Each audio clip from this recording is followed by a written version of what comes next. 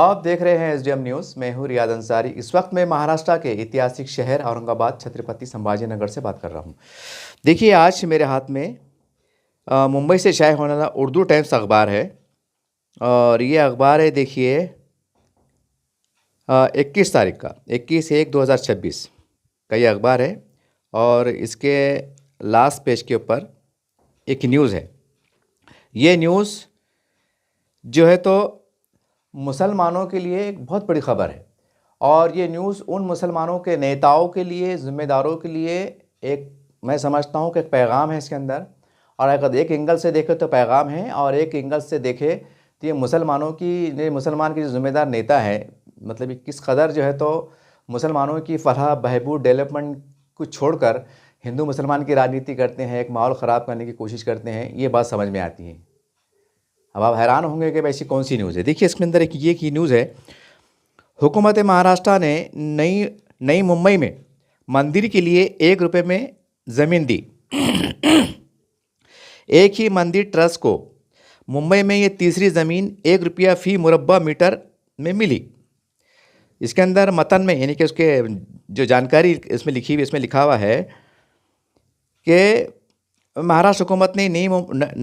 नई मुंबई में तिरुपति मंदिर के लिए सिर्फ 1 रुपये में ज़मीन दे दी। काबीना की मीटिंग के दौरान रियासती हुकूमत ने सेक्टर 12 अलवे में तकरीबन 14,000 मुरब्बा मीटर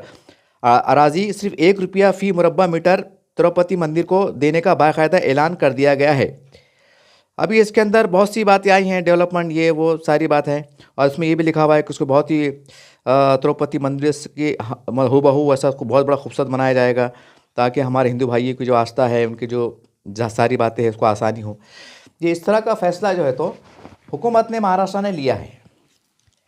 कि 1 रुपया मुरब्बा मीटर ज़मीन, जैसा मैंने कहा कि भाई इसमें मुसलमानों के लिए बड़ा पैगाम है। हम देख रहे हैं कि भाई यूपी में, बिहार में या जब महाराष्ट्र में बहुत सी जगहों पे जो है तो ये कहा गया कि सरकारी ज़मीन है और यहाँ पर जो है तो ये मस्जिद बनी हुई थी या जो भी थी, या वक्त के हिसाब से। अब सवाल ये है कि सरकारें आती जाती रहती हैं। पहले मुग़लों का दौर था, वो भी एक सरकार थी। उससे पहले एक दौर था, वो भी सरकार थी। अंग्रेज़ों का दौर था, वो भी एक सरकार थी।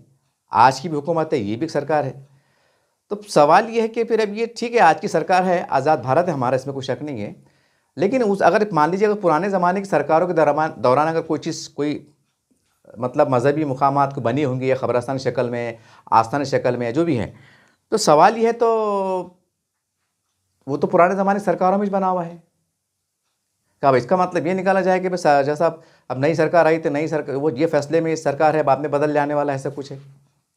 फिर ये भी हम सुप्रीम कोर्ट, हाई कोर्ट के फैसले पढ़ते हैं कि भाई जो ज़मीन के जो कब्ज़ेजात को लेके होते हैं, तनाज़ुर को लेकर, कि 14 साल से रह रहे, 15 साल से रह रहे, कई फैसले आते हैं कि भाई रियायत भरे आते हैं कि भाई इनको खाली मत करो या फिर उनको खाली नहीं कर सकती है। बहुत सी ऐसी बातें आती हैं, मतलब कई तरह के राहत भरे कानून मौजूद हैं ज़मीनात के मामलात को लेकर। तो यूपी में हमने देखा कि भाई मदरसों में बुलडोजर चले, उसमें जो तो मसाजिद भी चले, आबादी भी चले, और एक तरफ हम ये देख रहे हैं कि महाराष्ट्र सरकार जो है तो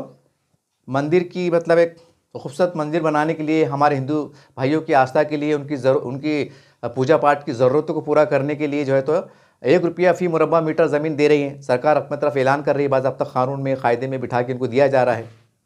अच्छी बात है, इसका मैं कोई विरोध नहीं करूँगा। लेकिन मसला ये है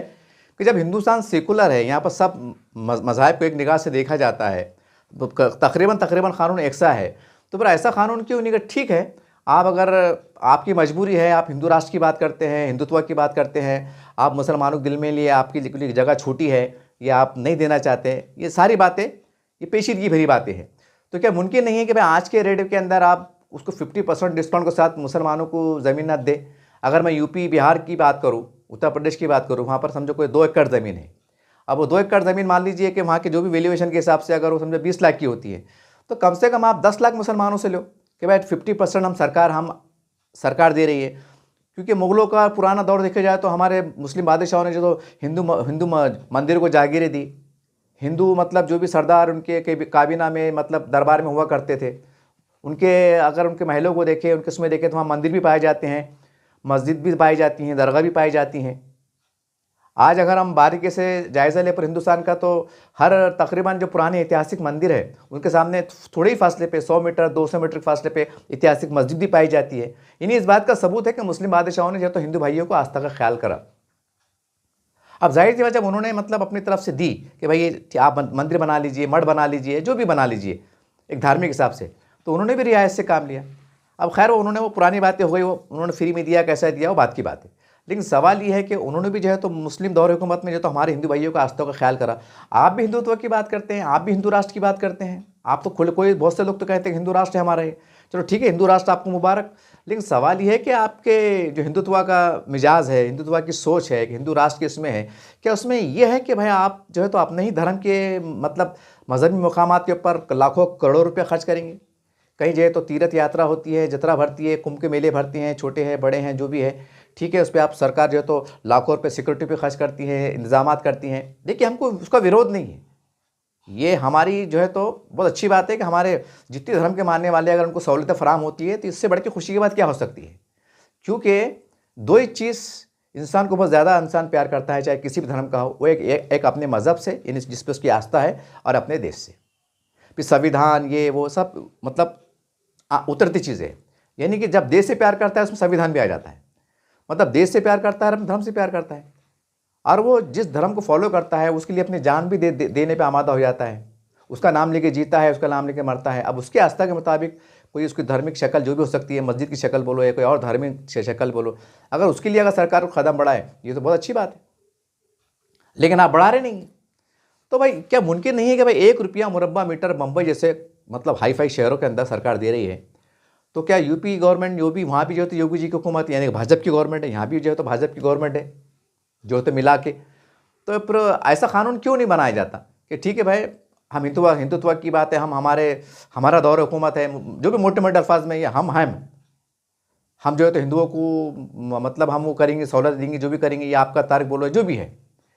लेकिन सवाल ये है कि मुसलमान भी तो इज्जत, इस शहर के बाइज्जत नागरिक हैं, इस देश के नागरिक हैं। हमारे आबा अजदाद ने, यानी कि मुसलमानों के आबा अजदाद ने जो है तो इस मुल्क को आज़ाद कराने के लिए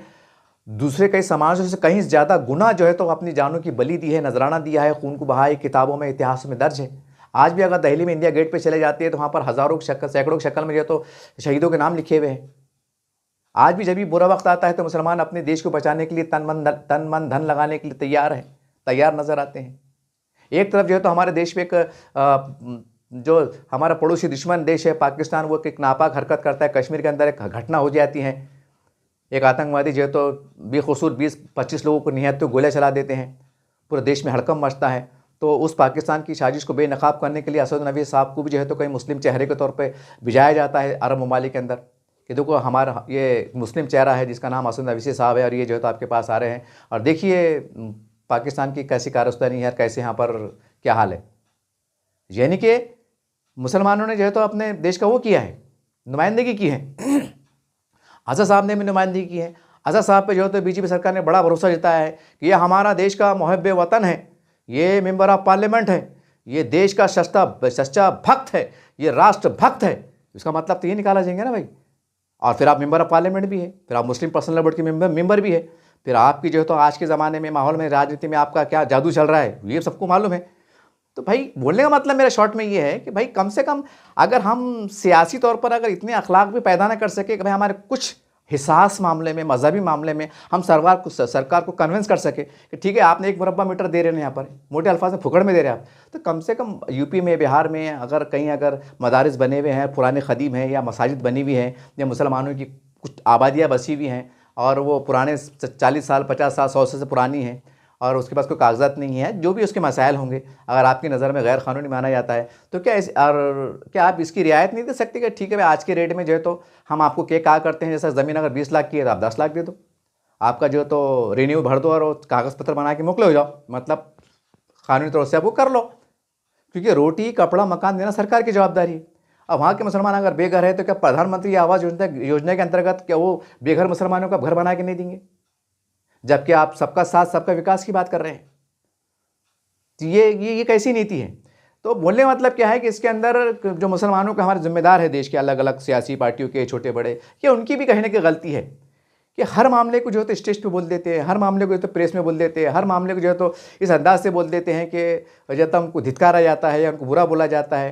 अब जाहिर सी बात है उनको भी गुस्सा आता है और वो बोलते हैं यार ये बंद कमरों में बात हो सकती थी, ये सलाम आदा में हो सकती थी, क्या साहब ज़रा सैन मार दो ना, हो जाता काम। वो इतने कट्टर दुश्मन थोड़ी है कि कुछ ऐसा थोड़ी कि मुसलमान एकदम कुछ पाकिस्तान के है, ये यहाँ के, हम भारतीय हैं, यहाँ के संविधान को मानने वाले हैं, महापुरुषों का आदर सम्मान करने वाले हैं, गंगा जमुना तहजीब का हमारा माहौल है। अगर हम इतना भी करने में नाकाम है तो फिर हमारे क्या काम की लीडरशिप हो? अगर हम मतलब कुछ बड़े बड़े ओहदों पे मेंबर ऑफ पार्लियामेंट बोलो, मतलब विधानसभा मेंबर ऑफ असेंबली बोलो, या बड़े बड़े पार्टियों में रहने के बावजूद भी अगर हम एक छोटे मोटे चिल्लर काम में अगर हम कन्विंस नहीं करा सकते तो फिर सवाल ये फिर क्या काम की भुशारपना फिर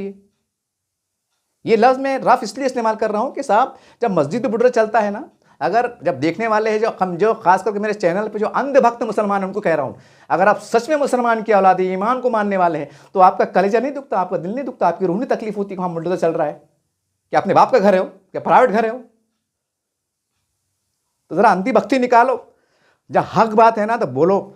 अगर अपना भाई अपना बाप भी है गलती उसको बोलो, ठीक है। अगर अपने हैं तो हम महज़िब अंदाज से बोलेंगे, अपने अंदाज से बोलेंगे। अरे बाबा बार बोलना पड़ेगा ना, क्या अपने बड़े हैं तो वो कुछ भी कर रहे, कल को कुछ भी लफड़े कर रहे, कौम के खिलाफ भी जा रहे, तो क्या अंधे वक्ती बने रहते क्या? अच्छा अंदाज बोल नहीं सकते क्या साहब? रखो तो सही पार्लियामेंट के अंदर, रिजेक्ट हो जाएगा, फाड़ देंगे। ऐसा वैसे भी तमाशे बहुत देखते हम, फाड़ा फूड़ी के पार्लियामेंट के अंदर तो फेंका जाएगा, फाड़ा जाएगा। कम से कम कौम को मैसेज देंगे कि फला मुसलमान के लीडरों ने जो है तो सरकार से ज़मीन मांगे थे, 50% में 2 डिस्काउंट मांगे थे, लेकिन सरकार ने नहीं माना, तो कम से कम सरकार की नीयत भी समझ में आ जाएंगी और आपकी नीयत भी समझ में आ जाएगी। ये खाली ये है कि उसको गिराना है, उसको गिराना है, उसको गिराना है। वो फिरका परस्त है। अरे वो प्रधानमंत्री बने हुए हो, देश पे छाए हुए, लीड करे हुए है। आज अगर वो चाहे तो पानी देंगे तो नहीं देंगे, इतना उनके पास शिकंजा कसा हुआ है। ये कानून के कायदे में रह के कुछ भी हो सकता है। अब आपने जो तो पानी की लाइन फूट गई, अब कैसी फूटी सबको मालूम है, फूट गई, 15 दिन पानी नहीं आता, होगा पानी बंद। तो कैसे मुसलमान है? ये न्यूज़ मैंने पढ़ा तो मैंने बोला यार इनको बड़ा मॉब लिंचिंग दिख जाती, ये दिख जाता, बुरखा खिचड़े दिख जाता, सब दिख जाता। मतलब इतने ये पढ़े लिखे हैं और इनको इतना कौम का दर्द है, तो उनको ये खबर पढ़ने में क्यों नहीं आ रही कि भाई एक मुरब्बा मीटर पे जो है तो ज़मीन दी जा रही, और हमारे जो जितने मतलब हिंदू भाइयों के जो है तो तीर्थ स्थान बोलो, उनके पवित्र स्थान बोलो, जहाँ पर सरकार भरपूर सुविधा देती है, लाखों करोड़ों रुपये खर्च करती है, हमको उसका विरोध नहीं है, हम तो कह रहे हैं अच्छी बात है। लेकिन सवाल ये है कि मुसलमान भी देश के नागरिक है, उनकी भी जो है तो उनके ख़बरस्तान है, उनके आशुर खाने हैं, उनके मसाजिद है, उनके जो भी है दरगाह शरीफ है, उन पर भी कहने का उनकी आस्था है। तो क्या अगर वो कुछ टेक्निकल मसले में आता है, चलो ठीक है 2 मिनट के वास्ते हो कि मान लो सरकारी ज़मीन है, तो सरकारी ज़मीन है, देखो ज़मीन क्या पाकिस्तान की है क्या चीन की काय की है क्या बस जंग हो जाएंगी? बोल के हमारी अपनी ज़मीन है, हम भारत के नागरिक है, ये देश के लिए हमारे आबादा ने खून को सींचा है, हमारी जानों का बलिदान दिया है, तो क्या हमारा इत्तेहाक नहीं बनता कि हम कोई सरकारी ज़मीन के ऊपर है तो कुछ रियायत कर ले? चलो ठीक है, कुछ कानून कायदे बने हुए, कानून कायदे का पालन भी करना पड़ता, तो कम से कम कानून में बिठा के दे दो कम से कम, ठीक है भाई ये ज़मीन जो पुरानी ऐतिहासिक बनी हुई है, जो भी इसके ज़मीन कागज़ पत्तर नहीं बढ़े, लेकिन आज की वैल्यूएशन के हिसाब से 20 लाख होते, एक काम करो 10 लाख रुपये जमा करा दो।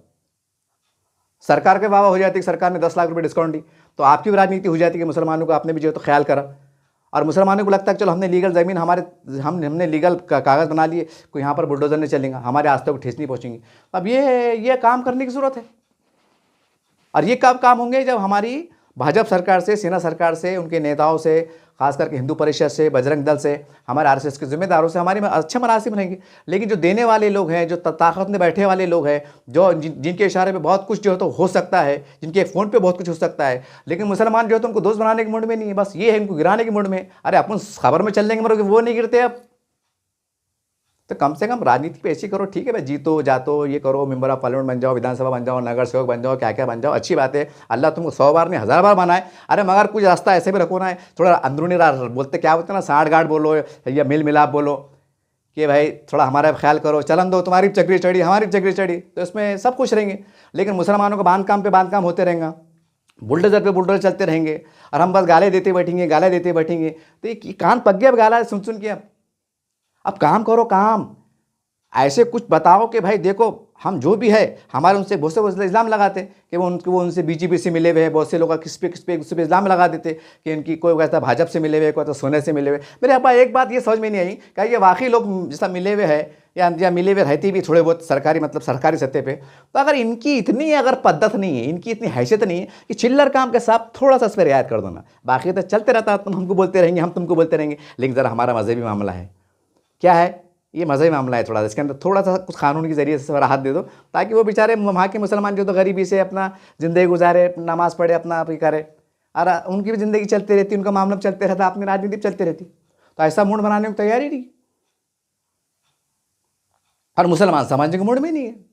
मुसलमान बस ये सोच के खुश हो जा रहे कि फला लीडर ने फला का गाली दे दिया, टालिया। हिंदू लोग देख के चिढ़ रहे, अब चिढ़ रहे तो फिर वो उनके नेता हिंदुत्व की बात करते, फिर वो मुसलमानों के खिलाफ मोर्चा खोलते, फिर वो उनकी मजबूरी बन जाती। वो जब स्टेट पे बोलते कि हम मुसलमानों के खिलाफ ऐसा वैसा वैसा, वो मतलब चुनाव के अंदर वो बोलते बयानबाजी करते रहते, तो फिर वो नेता भी चाह के कुछ नहीं कर सकते। अगर वो करेंगे तो फिर उनका समाज हिंदू वोटर बोलेंगे नहीं, तुम तो उनको गाली दे रहे थे, तुमको बुरा बुरा बोल रहे थे, अब तुम उनको खबरस्तान भी फुकड़ में दे रहे, मस्जिद ज़मीन फुकड़ में दे रहे, वो तो सीधी सी बात है ना भैया। तो बोलने का मतलब क्या है, बुरा बोलो भाई, लेकिन एक उसके हदे रखो। बोलते ना कि दुश्मनी भी करो तो सलाम की जगह रखो, ऐसा मामला करो। अब यहाँ तो दुश्मन ऐसे बता रहे, अंदर मिले हुए रह रहे, सांठगांठ चढ़ रही, पेपरों में कैसे कैसे न्यूज़ छप जा रही।